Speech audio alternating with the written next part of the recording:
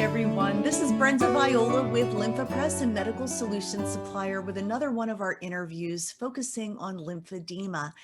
I am recording this at the very end of 2020, and I couldn't ask for a better way or a more inspiring way to end because I've just met Bethany Davis and I have goosebumps already, and I feel like I've made a friend for life. Bethany, it's so nice to have you here. Thank you so much for having me, Brenda. I feel the exact same. It's an absolute pleasure. And here's how the connection happened. If you've been watching the Lymphedema channel here on YouTube or on IGTV, you've seen that we've done an interview with Mary Castleberg. Mary Castleberg is a primary lymphedema patient. Well, she's at the dog park recently. And why don't you tell the story, Bethany? Okay.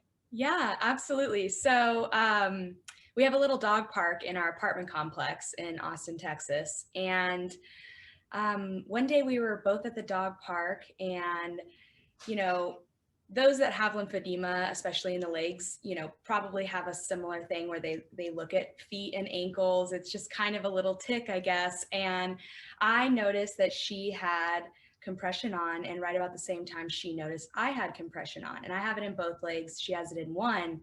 And I'm so glad she did, because she looks at me and she goes, "Can I ask you a question?" And I said, "Yes." And she said, "I noticed you're wearing compression." And I said, "Yes." She goes, "Do you have lymphedema?" And I said, "Yes." And she goes, "So do I." And I said, "Primary?" And she said, "Yes." And it was just kind of like one of those moments where, yes, 2 million Americans have lymphedema, but not all of them are primary, and not all of them are our age range, right? So What are the chances yeah, in the dog yeah, park that you're going to meet someone who is so similar to yes. you? But I'm interested in finding out your story. How did you get your lymphedema diagnosis, and how old were you when you got it? So like Mary, I was just hitting puberty. I was 11, and I was at Disneyland, actually. The happiest place, the happiest place in the world. And my mom and we had just gotten back to our hotel room, and I used to massage my ankle bones for whatever reason, just kind of like as a, wind down thing. And I noticed that I couldn't feel my ankle bones. And I pulled up my pant legs, and I was obviously so surprised to see what I saw. And my mom had no idea what was going on either. So we threw me in a bathtub and just started putting ice from the ice machine. And we were like, we didn't know if it was an allergic reaction or if I had eaten something. And this was in 2001, 2002. So, lymphedema care has improved a lot over the last almost 20 years. So it was very difficult to get a diagnosis. I went to a lot of doctors. My pediatrician said that I was normal because my blood and urine tests came back clean. And I went to arthritis doctors. I went to a vein doctor, and that's actually who gave me my diagnosis. He was a family friend, and he goes, "This looks like lymphedema." And that was the first we'd ever heard of it. Because even think about Google then, like, it was a totally different world in 2001. I mean, yes, there was Google, but it wasn't as good as it is today. And Absolutely, it wasn't as prevalent. I remember I'd started another job in 2001, and we just were introduced to email. So yeah, instead of having to run down to someone's office, you could email them. It feels yeah, like the Stone Ages now yeah, when we talk about it. But exactly. I can only imagine what you were feeling at the time and what your family was feeling at that time when you're going from doctor to doctor and they're saying she's fine. Yeah, I know. And so finally we ended up finding a lymphedema therapist in town, and it was not a great experience. I think Mary and I also have similar stories with that, where we didn't have great experiences with our first therapist. Luckily, I love my therapist today, and I love all of my lymphedema care people. It's like a community now, and things have just gotten so much better over the course of having this disease for the last 18 or so years. So yeah, very grateful for the improvements.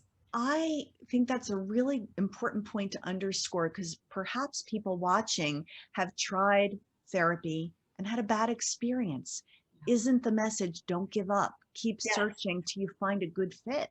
Yes. And honestly, so when I moved to Austin almost 2 years ago, I had to start from scratch. And I went on a Facebook group and I just said, a lymphedema Facebook group, and said, hey, does anyone have any recommendations for therapists? I'm looking to get some treatment done. And people immediately started posting and tagging their therapists. And I found mine, and she is just godsend, really great person and great person to have on my side, and took me under her wing. And it was such a better experience. And I kind of had a few years where I pretended that I didn't have lymphedema shortly after moving out of my parents' house. And it was, not a great decision. And so it's been a journey getting back into it. And people like Jessica Mm. have really helped me to get back into the groove of it and really start taking care of myself again. So why? And perhaps the answer is obvious, but I want to know, why would you pretend that you didn't Yes. have it? Yes. I had a lot of, emotional trauma from being in my teen years and early adulthood. I'm from Las Vegas, Nevada, which is a very there's a lot of pretty people there, and it can be somewhat vain sometimes, right? So there's a lot of emotional trauma there, and I kind of moved out. My parents were always very diligent about me making sure I was taking care of myself, making sure I was pumping, I was doing all the things I needed to do. And I just kind of rebelled a little bit, I think, when I moved out, and I didn't realize the severity of how bad it could get. And last summer, 2019 summer, I was the most swollen I had ever been, and it had moved up into my thighs, and I'd lost a lot of range of motion, so much Wow. so that, it was difficult to go on a hike. And Austin's beautiful, and it's a great city to go hiking in. And I had to cut them short because I couldn't risk dislocating my knee again, from the swelling. So, I kind of had an awakening where it was like, you really need to start taking care of yourself. Like I said, I'm under 30, and I have hopefully a lot more life to live. And I want to make sure that I have that longevity and that I can live comfortably. So anybody that would be looking at you would say, you're one of the beautiful people. You are just a lovely person inside and out. And yet, thank you for being so candid about your own personal journey, because we all face insecurities when everybody's got something, whether Yeah. it's lymphedema or something else. So you hit the mat sort of and said, I've got to manage this, because what we know about lymphedema is it must be managed because it's chronic. And if you don't, it's going to get worse. So good for you for making that decision. So what were some of the steps you took Yeah. to say, all right, I'm hitting the mat. I Yeah. do have this, and I'm going to deal with it instead of pretending I don't have it? Yes. So I think for me, a lot of the insecurities or the anxiety it's all new, especially when you move to a new city. So the first thing is get on those Facebook forums, get in those groups, and start asking people, hey, does anyone know any therapists in X city, or garment fitters, or just who's in your medical community? Find that out. And then the second thing, which is daunting for most people, especially those with chronic illness, is insurance and navigating the complicated world of insurance, right? They use a lot of big words, and we don't know what they mean unless you're in insurance or in the medical field. So I think that was another thing, is familiarizing myself with that, asking questions. So when I called to book my appointment, I asked, when I called to book my therapy appointment, I asked, now, what is the coverage like? Are you, um, what's that word? Not In in, network or? yes. Are you in network? Are you in contract with my insurance? And how much is that coverage? And because they call and they find out, they know. And so they can tell you. So she told me it's going to be this amount for the first visit that goes towards your deductible.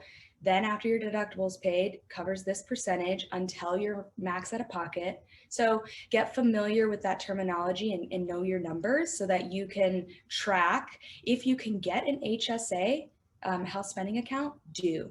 that has been probably the best thing that's ever happened to me medically, because lymphedema is very expensive, and my max out of pocket is $3,500 a year. So really, they don't start covering much until you meet that amount. And that's not to scare people into doing it. I also recommend doing it at the beginning of the year so that you can maximize your benefits throughout that year. So that's kind of where I started, and I got in with Seton Breast Cancer Center because they had a lymphedema center there. And like I said, just love my therapist. We started bandaging. I got into a garment measurer and got fitted for flat knit stockings, which have been fantastic. I had always been wearing the wrong type of socks, compression. It was varicose vein compression, so not even lymphedema compression. The entire time, basically, that I've had lymphedema, I've been wearing the wrong compression. This is so informative, though, because a lot of people who Google and find our channel are just at the beginning of their journey. So you may have just saved everybody from buying the wrong kind of compression there. Yes. You've also made some really wonderful dietary decisions. Now, we always say in these interviews, we're not offering medical advice, but in the hope of encouraging someone else on their journey, what has your diet done for you? Yes, I'm very excited to talk about this. Obviously, talk with your doctor, talk with your lymphedema medical, family, all the people. It's a village. Make sure that it's the right thing for you. But what I did is I did just that, and I've been on the ketogenic diet since September, and some of the obvious things about the ketogenic diet that are beneficial for my lymphedema is the no refined sugar, no simple carbs, and low complex carbs. So basically, it switches your body from using glucose and carbs as energy, and it uses ketones as energy, which are in your fat cells. So essentially, they start eating away at the bad fat. And I think in turn, what happened with me, because I've lost about 12 pounds of fluid, I would estimate, just from my legs, and 30 pounds overall since September. So that's substantial. Yes. Since September? Yes. Wait, this September? Yes. That's 3 months. Yes. It has been, so 12 of those pounds have been just fluid from my legs, and I have a picture and I can share it with you after this. It's a comparison of before I started therapy last summer, 2019, and in October, and it's a side by side, and you can see the definition coming back in the top of my foot, in my ankle, in my thighs. I have almost no swelling in my thighs or my knees at this point. It's given me so much more range of motion back. I'm able to go on hikes. I can go on a 2-hour-long hike if I want to, and then go for a bike ride. It's not like I have to go home and immediately start pumping or put my night garments on. It's just kind of given me a second chance at life. And I really believe that, because I'm not going to sugarcoat it. At the beginning of quarantine, we were eating a pint of ice cream every other day. Yeah, you and me. And so that sugar was essentially just poisoning my lymphatic system. And all of that protein-rich lymph fluid was just sitting in my legs. And, combine that with all the other junk that I was eating, it was just time for a change. So we know that there are so many different kinds of diets, although we have certainly focused on keto. We've read the book, The Ketogenic Solution for Lymphatic Disorders. That may not be the perfect title. Who introduced you to the keto diet? Yes. So my brother-in-law, soon to be brother-in-law, and his wife have been doing keto since February, and they got into it for a little bit different of a reason. They're concerned about the rates of diabetes in this country, which is a huge epidemic, that we're facing as a nation. And the numbers continue to increase there, and that's largely due to the amount of sugar that's in our foods. So they got into it in February, and they came to visit us in September. and they were talking about keto, and me and my fiance initially were like, it sounds like a lot of work. You got to write everything down, and we're not really much for diets. And they made us a keto meal, and it was just hook, line, and sinker from there. We were like, this is keto. It was hearts of palms noodles, so like noodles made of hearts of palm, with sauteed shrimp that was then covered with a buttery, creamy sauce. So the Yum. best You're part, making me hungry too, yeah, Bethany. right, with some fresh parsley on it. It was amazing, and we were shocked. So that really just it dominoed from there, and we decided, okay, when they leave, we're gonna go. We got rid of everything, donated everything in our pantry that had sugar or carbs in it, went to the store and completely stocked up, and have done keto since. And we don't like a diet where you're hungry, where you're starving yourself. Like, we love food. But now we love the way we feel after we eat food too. And I don't know if people know this, but Texas has some great barbecue, and that's keto. So just don't get the barbecue sauce. That's right. Absolutely. So aside from the physical benefit, Yeah. I can only imagine that, and it's not about weight loss as much as it is about being healthy. Yes. And mental health is also important. Did you notice a shift mentally when you started to get control of the food aspect of your life? Yes, because kind of going back to feeling like I had a second chance at life, I was really beating myself up last summer when I did this to myself, right? I kept telling myself, you ignored your disease, you pretended it didn't exist, you let it get this bad, and now you have to suffer the consequences. And keto and this diet that made me lose 10 to 12 pounds of fluid in my legs gave me that second chance. So now I'm able to do whatever I want.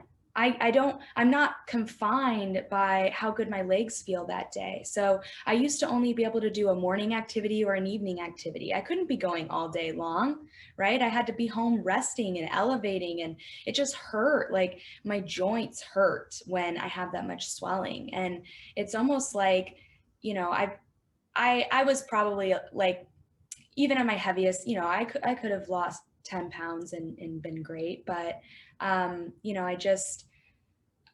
my legs, the burden that my joints were holding was the size of a person that's much larger than myself. And so my joints started to really suffer. And I dislocated my left knee 3 times because of the swelling. And, bending my knee just became a chore. And I was constantly anxious that it was going to dislocate at any moment. So going to a concert became almost impossible. Yeah. And, I feel just so blessed to be able to have this second opportunity and be in this beautiful city. And even though, of course, with COVID, there are some restrictions of what you can and can't do right now. But I know once things do return back to a complete normal, I'm going to be ready. I'm going to go to every concert I want to go to. I'm going to do everything that I ever want to do, because I truly believe that I have this second chance. Well, that is goosebump worthy. And I'm so glad Mary met you and introduced us, because I think your story is going to be really encouraging to a lot of people. So let's look at the camera and imagine a young person, maybe 11 or 12 years old. They just found out they have lymphedema. What would you tell that 11-year-old, or maybe even what you would have told yourself, knowing what you know today? Encourage them. Wow. I would say to not give up. Don't compare your outsides to other people. Everyone has something wrong with them. Sorry. I feel you. And take advantage of being in the early stage of lymphedema and fight. Wear your flat knit garments. Take your insurance. put anything you can on your insurance and get the best medical supplies that you can possibly get. Pump, wear your night garments, because what happens is as you get older, now I've had this disease for 18 years.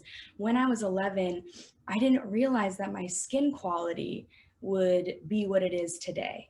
I didn't realize it was going to be thick and bumpy, and I truly believe that if I would have taken better care of myself earlier in my lymphedema journey, that I would have a much different experience, um, now. And I think that if I would have taken good care of myself at the beginning, I wouldn't have dislocated my knee 3 times. My joints wouldn't hurt as bad as they do. And the more diligent that you are, the better it will be long term. And although as you're young, you truly believe that it will go away or it will get better or there will be a cure, just while they're working on a cure, do everything that you can do in your power to really set yourself up for success. Any young person watching this would look at you and say, I want to be like her, so I'm going to take her advice. And so you've helped a lot of people right here and right now. So thank you. And, yes, the blessing of getting an early diagnosis instead of hating that diagnosis, to say thank you and then do what you need to do to take care of yourself. And you're also proof that, okay, so maybe you went through some years where you didn't, but look at you today. It's never too late. Yes, it's never too late. It's never too late. And honestly, with social media the way that it is, there's so many amazing support systems out there, and there are so many me's and Marys, and we're available. Like, I would happily help anybody that reached out to me on social media. I any way that I can help my fellow Lymphy community, I will do anything that I can do. So, perfect ending note. How can people find and follow you? Yes, I am on Instagram as bdaves, BDAVESSS. And I'm also on Facebook, Bethany Davis. I don't know how hard I am to find on Facebook, but Instagram would probably be the easiest. And I'm actually going to go ahead and unblock or unprivatize my account just in case anybody wants to private message me without following me first. Thank you so much for sharing your story. It's wonderful. I want to stay in touch. I think you're fabulous. I think you are too. I want to thank all of you for tuning in to this edition of the Lymphedema channel. We love telling your stories because we're here to inspire and help. Reach out to me if you know someone that would make a great interview, or if you want to find out more about the LymphaPress Optimal Plus, we'd love to help. Have a wonderful day, everyone. And thank you, Bethany. Of course. Thank you. Thank you for having me.